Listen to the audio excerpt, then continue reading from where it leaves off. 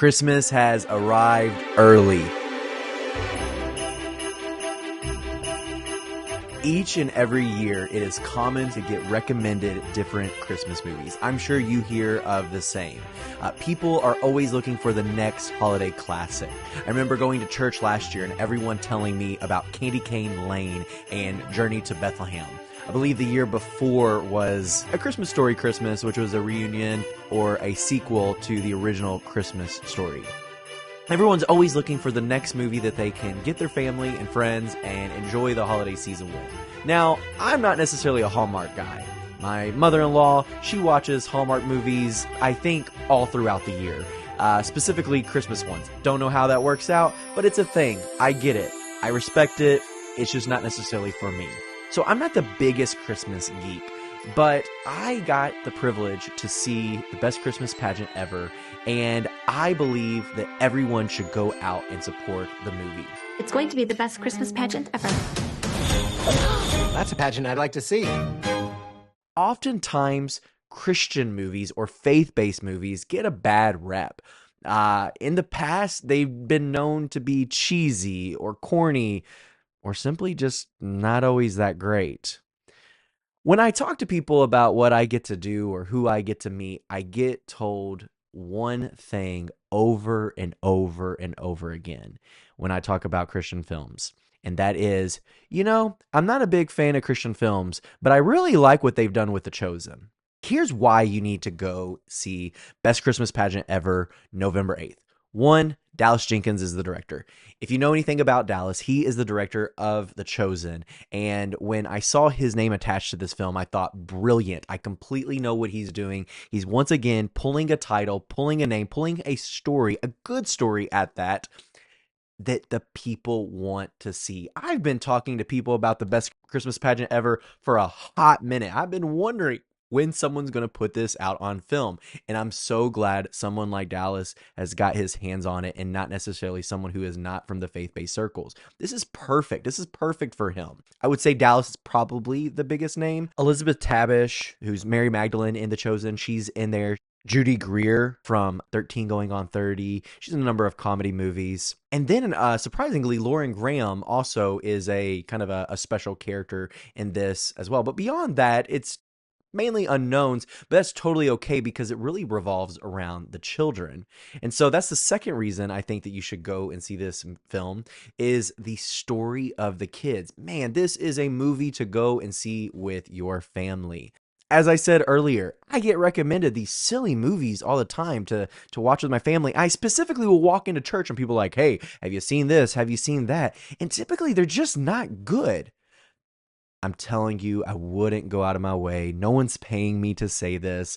I am saying this out of the goodness of my heart because I believe people should know about this. This is a good movie. This is going to be a classic movie. I can see myself watching this with my family each and every year. 1, it's about the holiday season and it's Christmassy, which that has a rewatchability factor. I mean, for our family, It's a Wonderful Life, A Christmas Story, Jingle All the Way. These are classic Christmas stories that we love to watch each and every year. The third reason you should go and see this movie is because it is faith-based.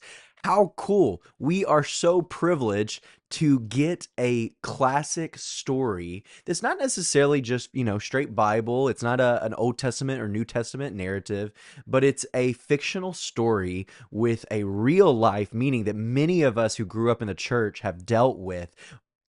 Themes such as judgment, stereotyping, not being good enough, forgiveness, unconditional love. These are elements that we hear about in the church and we definitely heard about in Sunday school growing up. And this story, with the setting taking place decades ago, revisits some of those themes I know from my childhood that I appreciated visiting, but dealing with a story that elements in which I grew up with. When I talked to Richard Ramsey, the director of Unsung Hero and The Song, I asked him what made his stories just so good. Like, how could we just accept these worlds? And he said that for character building, he believes that we don't necessarily have to act as if the Christian faith and the Christian world is this weird, abstract, or magical place like something in Harry Potter or the Hunger Games or Twilight, to where we have to break all this stuff down.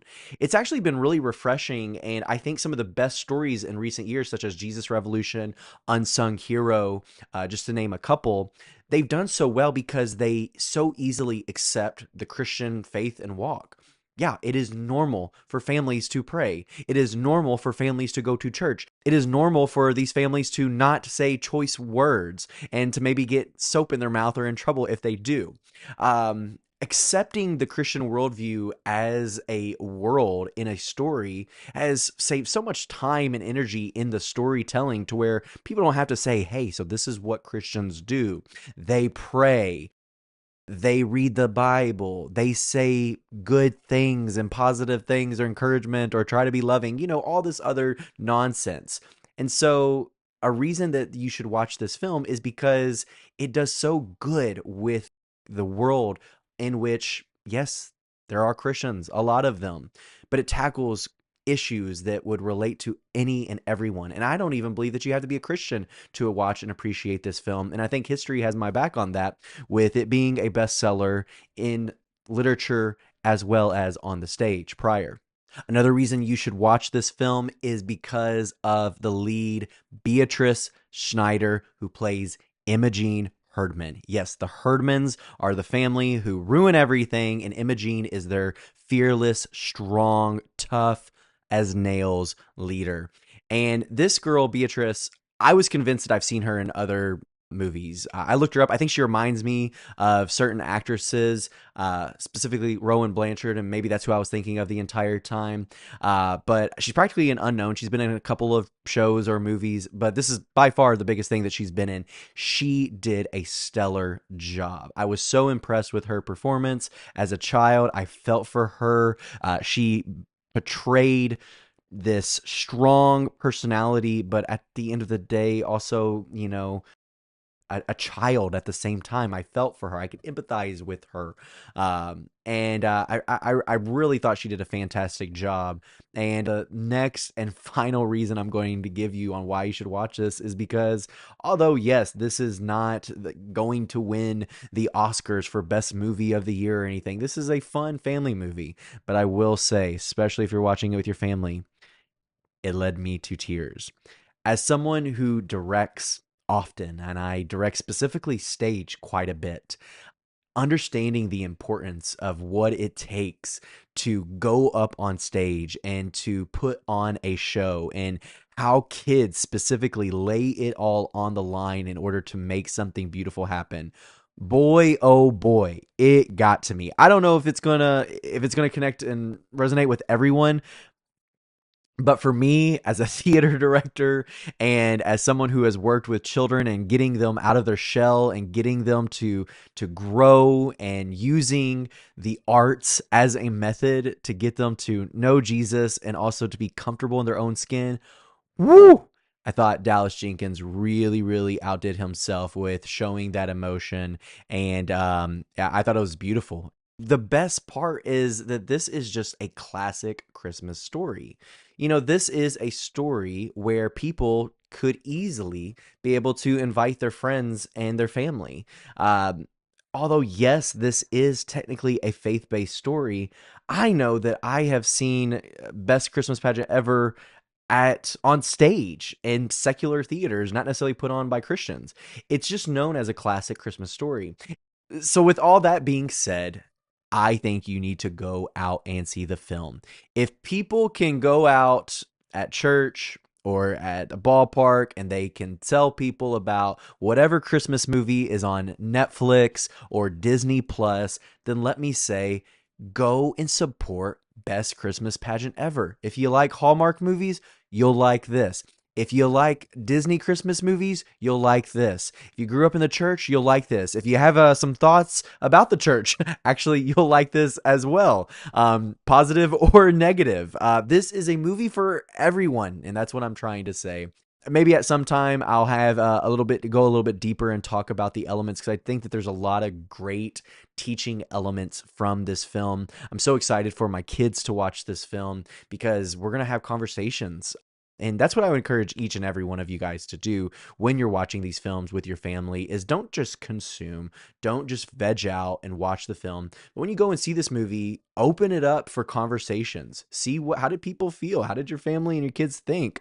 Have they struggled with the same things that happen in the film? Have they been on the other side of the tracks? Maybe they can resonate with the church kids. Maybe they're a little bit more like the Herdmans. There's so many great conversations that can happen out of this movie. And so go out, support this. If you support this and you're a Christian creative, what I'm saying is that you're supporting the Christian creative sphere at large. We need greater creatives, greater directors, greater stories to continue to go out there that's going to make our community known and better and stronger. And essentially, when someone like Dallas Jenkins, the leader of this movie, when he eats and he does well, all of us do well. So go out November 8th and have yourself a merry little Christmas.